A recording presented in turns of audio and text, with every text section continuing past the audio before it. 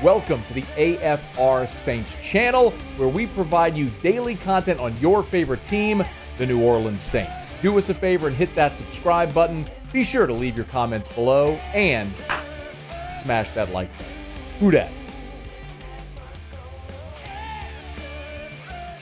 Dennis Allen met with reporters on Monday, the day after his team gagged away a win at Green Bay. Saints led 17-0. You know the rest of the story. They allow an 18-point fourth quarter, and Blake Grupe shanks a 46-yard potential game-winning field goal. And the Saints, as historically they have done so often, snatch defeat from the jaws of victory. And part of the collateral damage of that loss was an injury to Derek Carr. Ian Rappaport on Good Morning Football, NFL Network, earlier Monday gave the latest update on Derek Carr. We did get some news on Derek Carr. Scary situation during the game, went down really hard, and then was taken to a hospital to get tests and examinations on his shoulder. I know there's some initial fear that it was a really serious injury after a battery of tests. Actually not as serious as feared. My understanding, an AC joint sprain. We'll see if he's able to come back. Would be a little surprised if he does play this week, but he did avoid major injury, which is a good news. Well, avoiding major injury is great news. The not great news is what has become all too familiar for New Orleans since Drew Brees' retirement, which is you just can't keep quarterbacks healthy and playing. Jeff Duncan tweeted it earlier today, which the way he tweeted it was very appropriate. He looked at Saints quarterbacks since 2006, and he went vertically year to year, starting with Brees. And what you see is Brees starting all the games. And in 2015, McCown started one game. It was against Carolina in 2015. Brees. 2019, of course, we saw Teddy Bridgewater fill in for an injured Drew Brees and went 5-0 in that stretch. In 2020, of course, Taysom Hill filled in for Drew Brees when he was injured. Brees retired after 2020. And since then, Winston, Simeon, Hill, Book, all in the 2021 season. 4 in 2021.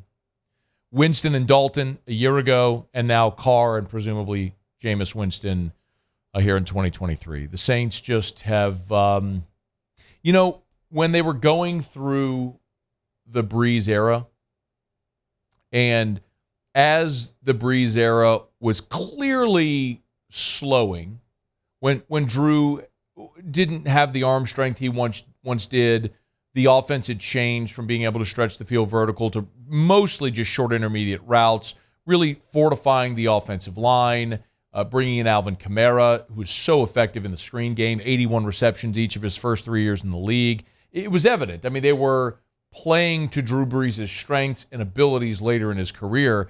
And at that time, so much of the conversation became about, well, is it time to move on from Drew Brees? And consistently, one of the things that I said is, man, you ride that thing until the wheels fall off. Because it took the New Orleans Saints franchise 40 years to find a true franchise quarterback. With respect to Archie Manning and respect to Bobby Hebert, who Archie, was the best player in the history of the franchise, but the best season the Saints ever had with Archie was 8-8. And respect to Bobby Hebert, who was the first quarterback to get the Saints to the playoffs, but they never got a playoff win. It took you 40 years to find Drew Brees, and there's no guarantee you'll find him again. So ride that thing till the wheels fall off. And they did. And now you're seeing evidence of why.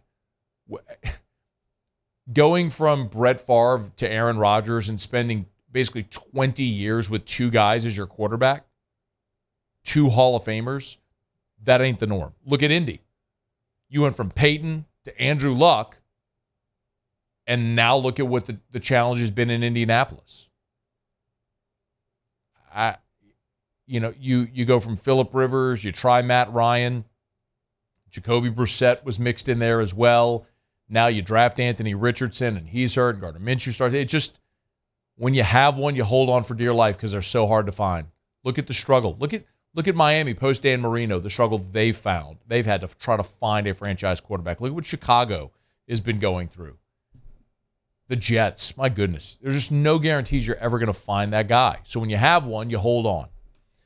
But the Saints find themselves in an unfortunately familiar uncomfortable position of another injury to your starter and a backup that's going to play. So Dennis Allen, when he met with reporters on Monday, gave the official designation for Derek Carr. Number 5, please. The official designation for Derek Carr.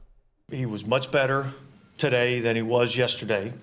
We're going to continue to evaluate him, and when he's healthy enough that he can go out and perform and do the things that he needs to do to give our team a chance to win, then he'll be back in there. And so I can't tell you when that's going to be. People heal at different rates, and there's been players that have played with this injury in 1 week. There's been players that it takes a couple weeks. So we'll just have to wait and see. The reality is, while I firmly believe the best option for New Orleans is Derek Carr, I've said that since they signed him. And I know that sometimes you might hear what you want to hear. A message can get misconstrued. There's a lot, because I get hit a lot with, he hates Derek Carr. I don't hate Derek Carr. I think Derek Carr has been a really good NFL quarterback. He's been a good leader, good citizen. I just believe he's got a lower ceiling. I believe Derek Carr is firmly in that 15 to 20 range. At his height, maybe, but at his best, maybe bumping up on the top 10, but really firmly entrenched as a mid-tier NFL quarterback.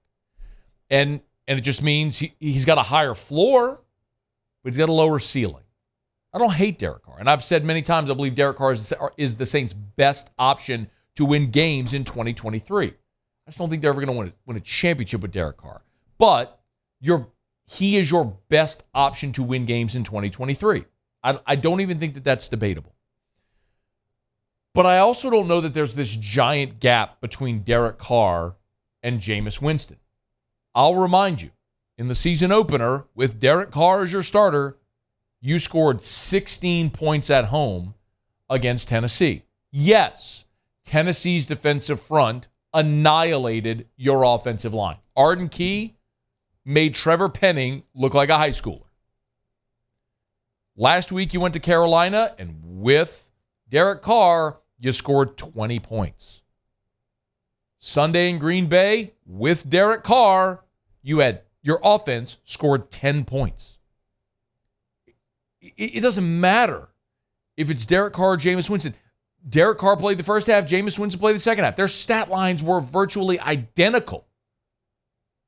And a lot of you all have said, but they went conservative with the offense. And still, their stat lines were virtually identical. We've seen a lot of what they are with Jameis. And Sean Payton and Drew Brees worked so hard to purge the turnovers out of Jameis. And by and large, he's done that. He makes better decisions with the football. In his time in New Orleans, he played 4 games in 2020, 7 in 2021. They started 5-2 that year, obviously, before he tore his ACL. Played in 3 games last year, had a broken back and a messed up foot. Played 3 games, and then now he's played in 1 game this year. He's played in 15 games as a Saints quarterback, Jameis has. And I look back to 2021, in those 7 games where he was the starter, they were 5-2. He had 14 touchdowns and 3 picks. 14-3 was the ratio. He's a much better player than he was in the 30 interception season. And we've explored it ad nauseum and what happened there in Tampa in the 30 interception season. And the team was a disaster, and he had to do everything, and it didn't go well. And they decided to move on from him, and that's fine. And he got a great reset in New Orleans, but the reality is Jameis is what he is, and he's probably not that different from Derek Carr. If Derek Carr is a top of that middle tier quarterback, Jameis is probably a bottom of that middle tier quarterback in the NFL. Guys with a higher floor, but a lower ceiling. And it's not that different. So you're going into this game with Jameis as your starter. He gets to play against Tampa. Oddly, the team that he was injured again, his former team, as we all know, that drafted him number 1 overall, that passed on him, that also he was injured by Devin White with a torn ACL on that Halloween game back in 2021. So, there's a lot of interesting angles here. but it's probably a game that looks a lot like the formula did in 2021 when Jameis was the starter. And what it's looked like so far. You lean very heavily on a talented defense. You're going to be at home this week, whereas Tampa's going to be coming on the road on a short week with Baker Mayfield as their quarterback. And you should be favored in this game because you're not going to look that different with Jameis as you did with Derek Carr. You're getting Alvin Kamara back, which should help supplement this offense. And you should go and get a win this Sunday at home with Jameis as your starter. And what you want from him is what you want from any backup. Keep the wheels on, keep the train on the track. And I think he can do that. I think he's more than capable of doing that. But is Jameis going to go out there on Sunday and throw for 350 and 4 tuds and no picks and all of a sudden this light switch is going to go on and he's going to look like a Hall of Famer that he was drafted to be when he went number 1 overall? No. We have a large enough sample with Jameis through 87 career games to know what he is. He's a really talented guy, a lot of arm talent. I think he's humbled himself. He's been a great leader on this team, both as a starter and as a backup, taking ownership of his role. But he's also not going to be Patrick Mahomes. He's not going to be Josh Allen. He's not going to be Justin Herbert. He's not going to be any of those guys that we all think Jalen Hurts, who can be championship-level quarterbacks. So, while it's disappointing losing Derek Carr, I'm not sure much changes. The gigantic question for New Orleans is, can your offensive line get any better? Can they protect Jameis Winston like they weren't able to protect Derek Carr? And I don't believe so. Carr was sacked 3 times. Jameis was sacked once. And I don't know that I have any reason to believe week to week that this is going to get any better. Now, Dennis Allen was asked this on Monday, if there was any remedy for this offensive line and their struggles. Here's what he said. Ultimately, it comes down to kind of your fundamentals and your technique, And look, sometimes you get beat in our league. I mean, that happens. But yet, we've got to be better on a more consistent basis. It's certainly happened too many times this season, and we got to be better at it.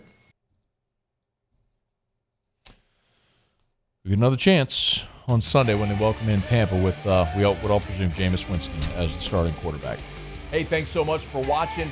Please leave your comments. I love to interact. And be sure to hit the red subscribe button below.